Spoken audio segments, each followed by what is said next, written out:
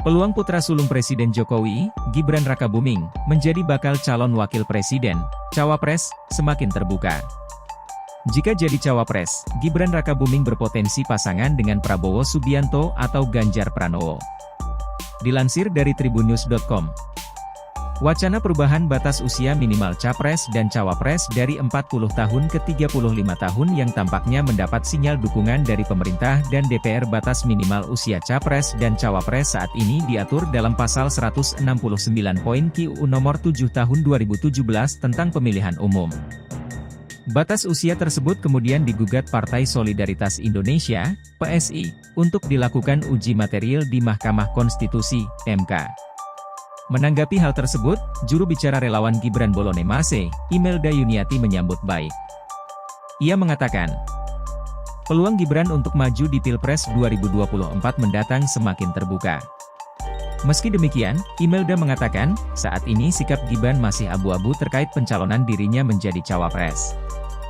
Namun, ia berharap Gibran akan menentukan sikap di akhir-akhir pendaftaran untuk kemudian memilih maju di kontestasi Pilpres 2024. Imelda menilai Gibran adalah representasi anak muda cerdas yang dibutuhkan untuk memimpin bangsa. Selain cerdas, kata Imelda, Gibran juga memiliki pengalaman sebagai penyelenggara negara. Sebelumnya, DPR dan pemerintah kompak memberi sinyal setuju agar batas minimum pencapresan turun dari 40 ke 35 tahun atau berpengalaman sebagai penyelenggara negara.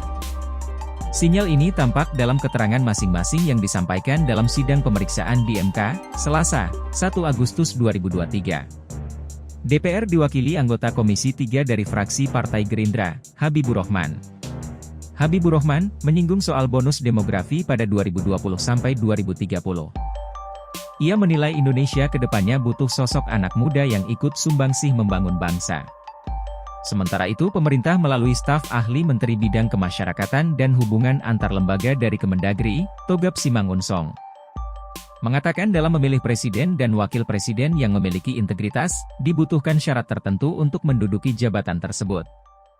Adapun tidak ada syarat minimal usia di dalamnya. Sebagaimana disebutkan pada Pasal 6 Ayat 2 UUD 1945. Syarat ini merupakan kewenangan dari DPR dan pemerintah.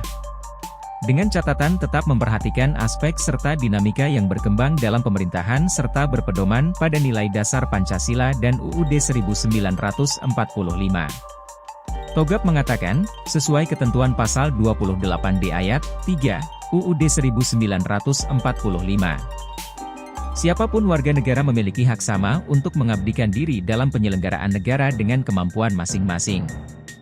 Sementara dalam kaitannya dengan usia bagi pemimpin atau pejabat negara, Togap menyebutkan UUD 1945 tidak menentukan kriteria minimum. Sehingga aturan yang demikian dapat saja berubah sesuai kebutuhan yang berkembang dalam kehidupan ketatanegaraan Indonesia.